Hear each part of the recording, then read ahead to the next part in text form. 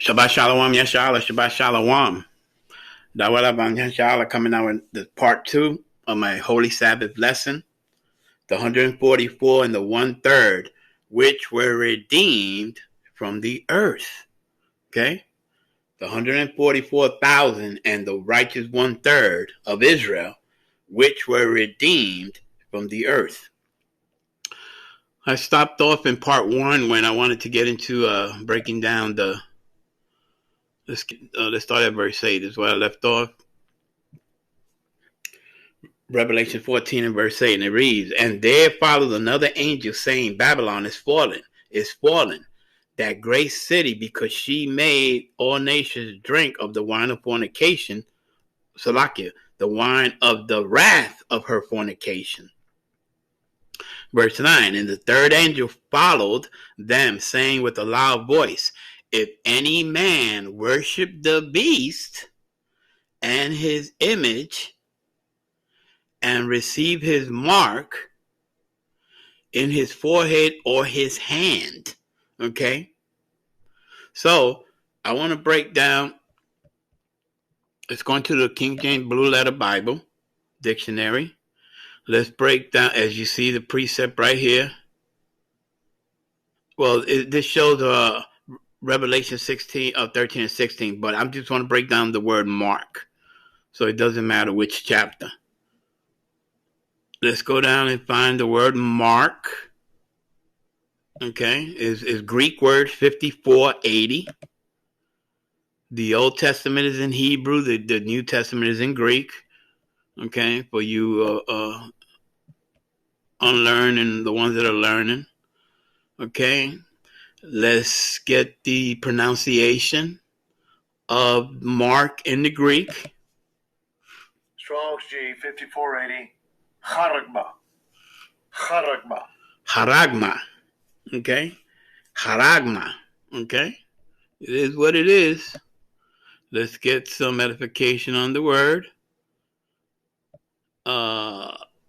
King James Strong's G5480, mark, graven. Biblical usage, a stamp or an imprint mark. A mark stamped on the forehead or the right hand is a badge of the followers of the Antichrist. Okay? The mark branded upon horses. Thing carved, sculpture, graven work of idolatry images. Okay? The mark. Let's get into the Strongs. The Strong Concordance.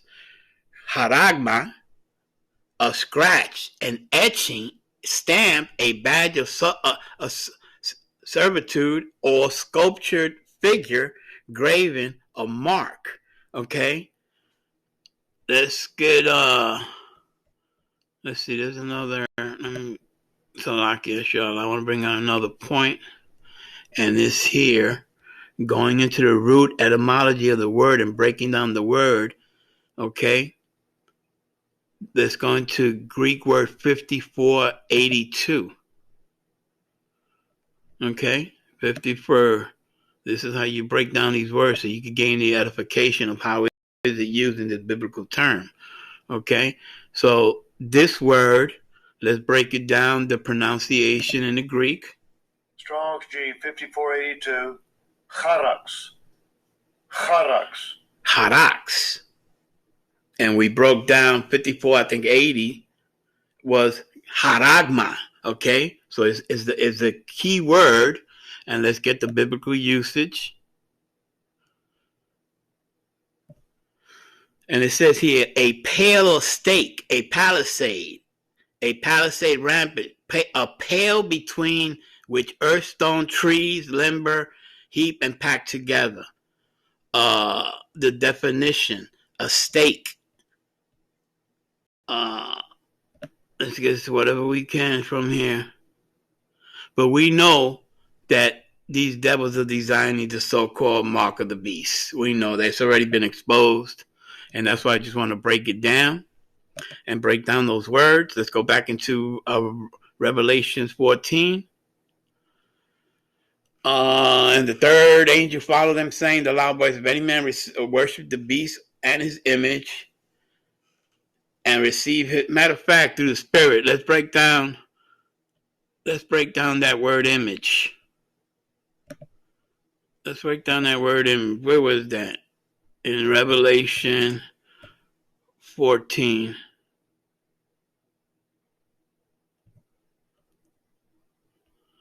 This was the plan, but I just want to break it down just to show. As you see, when you use the blue letter, it talks about the Lamb and the 144 on Mount Zion. Those are the kings and the priests, the apostles, the pastors, the teachers, or the Spirit that is given to them, to come teach this that we do right now, as I'm doing on this holy Shabbat. Okay, let's go down to his image. Okay, let's just break down for edification's sake, because we know what the false image is. Okay, we know it's that wax pale so-called Jesus. But let's see, Greek word 1504. Okay, his image. Again, using the King James Blue Letter Dictionary. The image, this is image in Greek, the pronunciation. Strong's G 1504, icon. Icon. That's the word image. Let's get the biblical usage. An image, figure, likeness. Okay? An image of things, the heavenly things. Use of the mortal likeness of renewed men to the Most High. The image of the Son of the Most High, in which true Christians are transformed, is likeness not only to the heavenly body, but also to the most holy and blessed state of mind which Hamashiach possesses. The image of one. We know what image it is. That's a false image of the Messiah. Okay? I just wanted to break it down for edification. Okay? We know what it is. Okay? That false image is that so-called wax pale that this world ignorantly calls Jesus. Again, pursuant to Hebrews chapter 7 and verse 14, the true Messiah of Yasharallah, he's from the tribe of Judah. Pursuant to Jeremiah 14 and 2, Judah mourned. Judah is black unto the ground. So, but I already covered that in other lessons. Let's stay on topic. Verse 10, the same shall drink the wine of fornication of the Most High, which is poured out of the mixture into a cup of his indignation. He shall torment them with fire and brimstone in the presence of the holy angels and in the presence of the Lamb. Okay, this is for all you. When you have to give that testimony, if you're going to receive the so-called mark, that hey, I just have, as the messenger, I got to read it. What's going to happen? He shall be tormented with fire and brimstone in the presence of the holy angels and the presence of the Lamb, which is Hamashiach Yahushai. Verse 11, and the smoke of their torment ascended up forever and ever, and they have no rest day or night, who worship the beast and his image, and whosoever receiveth the mark of his name. Okay? Whoever receiveth the mark of his name. It's simple. Let's get the prophecy. Revelation 13 and 16. And he causes all, both small and great, rich or poor, free or bond, that means everyone, to receive a mark in their right hand or in their foreheads. Revelation 13 and 17. That no man might buy or sell, save he had the mark or the name of the beast or the number of his name. Okay? Can't buy and sell. Everybody on social media platform, the scratch that. I can't even talk about that because these devils been flagging my stuff, and let's stay on topic. Revelation 13 and 17, and that no man may buy or sell, save he the mark or the name of the beast or the number of his name. Again, it's part of this persecution. These devils trying to censor us. I've been flagged and warned on this channel. Don't know why. Just bringing out the truth of the Bible. Revelation 13 and 18 and reads, here is the wisdom. Let him that have understanding count the number of the beast, for it is the number of a man, and his number is 636. Okay? If you taking it, what this world is giving it out, if you're bowing down to the demonic beast system here, tormented day and night. No rest. I already, we covered that. Okay? Shall be tormented, fire and brimstone in the presence of the holy angels and the presence of the Lamb. Verse 11, and the smoke of their torment ascended forever and ever. They have no rest day or night, who worship the beast and his image, and whosoever receiveth the mark of his name. Verse 12, here is the patience of the saints. Okay, so who are the 144,000? The saints of the Most High. Here is the patience of the saints. Here are they that keep the commandments of the Most High and the faith of Yahweh Shai HaMashiach. Okay? Here is the patience of the saints. I mean, I gave you the characteristics in part one. There's so many characteristics. We're talking about the 144 priesthood, government of the Most High. Okay? Here is the patience of the saints. Here are they that keep the commandments of the Most High and the faith of Yahweh Shai HaMashiach.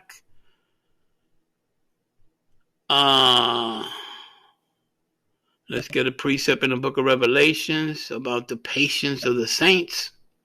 Revelation 3 and 10 reads, Yahweh Shai HaMashiach speaking, Salakia, because thou hast kept the word of my patience, I will also keep thee from the hour of temptation, which shall come upon all the world to try them that dwell upon the earth. Okay? So because of our patience and our works that we're doing, bringing out this gospel throughout the four corners of the earth, you got our brothers out there in the highways and the byways. We got, using this what we call the devil's web to bring out the Most High's word. That's why they're coming down and like flagging our pages.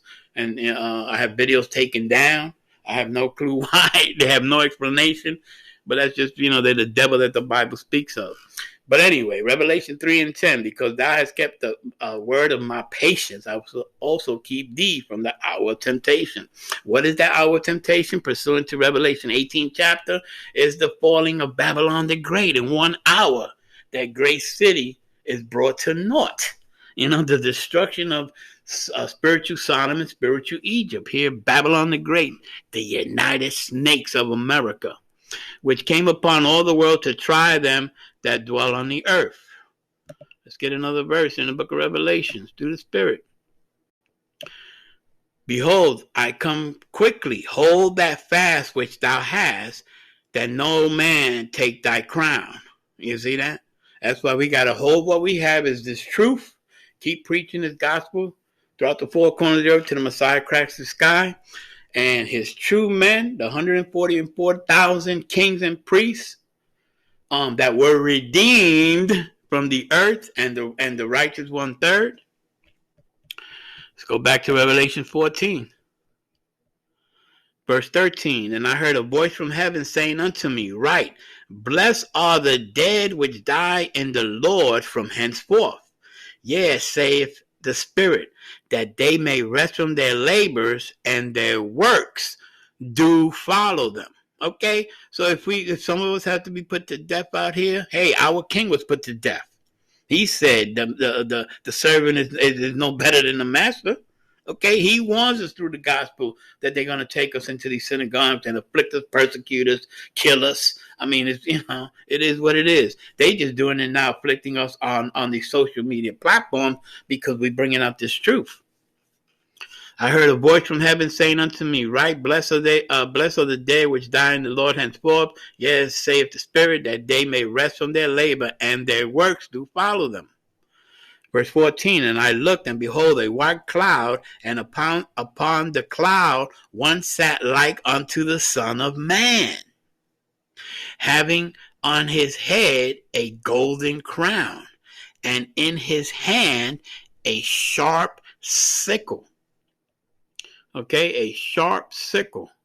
Verse 15, and another angel came out of the temple, crying with a loud voice to him that sat on the cloud, which is Yahweh Shai Mashiach, thrust in thy sickle and reap, for the time is come for thee to reap, for the harvest of the earth is ripe.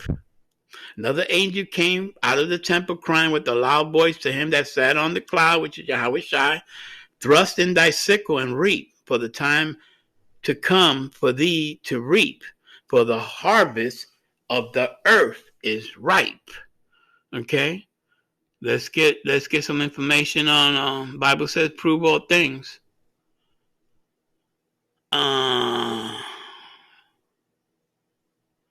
Salakia. Let's go to Matthew 13 and verse 39. So we're going to see what is the harvest. This is Matthew 13, verse 39. Red letters, Yahweh Shai, Hamashiach speaking. The enemy that soweth them is the devil. The harvest is the end of the world. And the reapers are the angels. Okay? Matthew 13:39. The enemy that sowed them is the devil, and the harvest is the end of the world, and the reapers are the angels. Let's go back to Revelation 14. And 15, another angel came out crying from out of the temple, crying loud voice to him that sat on the cloud, thrust in thy sickle and reap, for the time to come, for the time to reap, the harvest of the earth is ripe. Verse 16, and he that sat on the cloud thrust in his sickle on the earth, and the earth was reaped. And if we go back to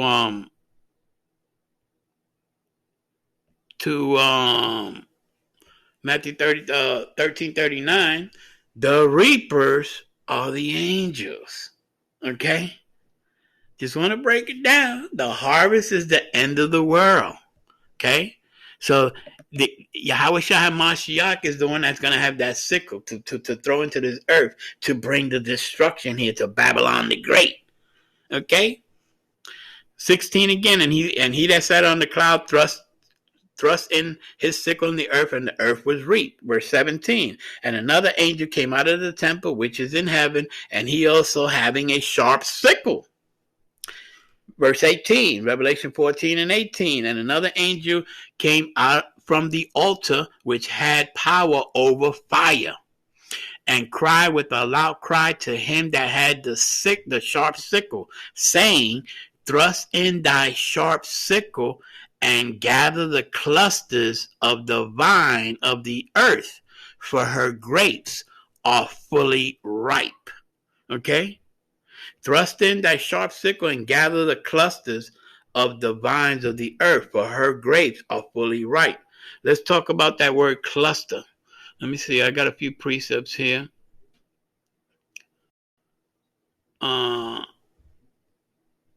Salakia.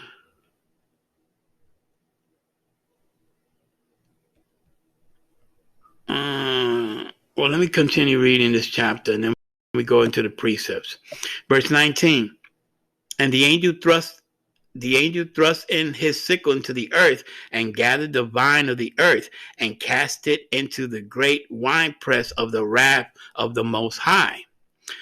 Verse 20, and the winepress was trodden without the city, and the blood came out of the winepress, even unto the horses' bridles, by the space of 1,600 furlongs.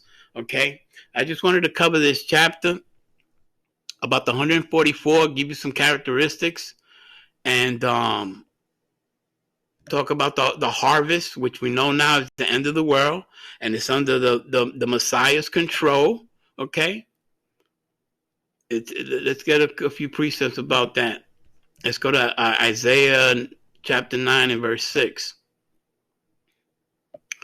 Isaiah chapter 9 and verse 6 reads, "For unto us a child is born, unto us a son is given, and the government shall be upon his shoulder, and his name shall be called Wonderful, Counselor, the Mighty God, the Everlasting Father, the Prince of Peace."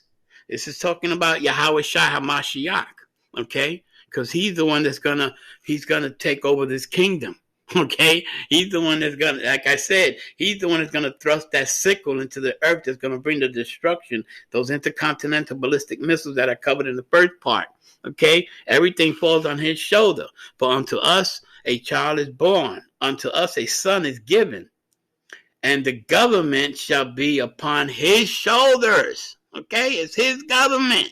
And his name shall be called Wonderful, Counselor, the Mighty Power, the Everlasting Father, the Prince of Peace. Yahweh Shai Mashiach. This is his kingdom coming.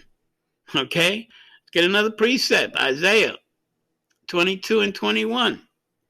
And it reads, "And I will clothe him with thy robe, and strengthen him with thy girdle, and I will commit thy government into his hand, and he shall be a father to the inhabitants of Jerusalem and to the house of Judah." We know that's Yahweh Shai Mashiach pursuant to Hebrews 7:14. Okay, the government is in his hands. It's his kingdom.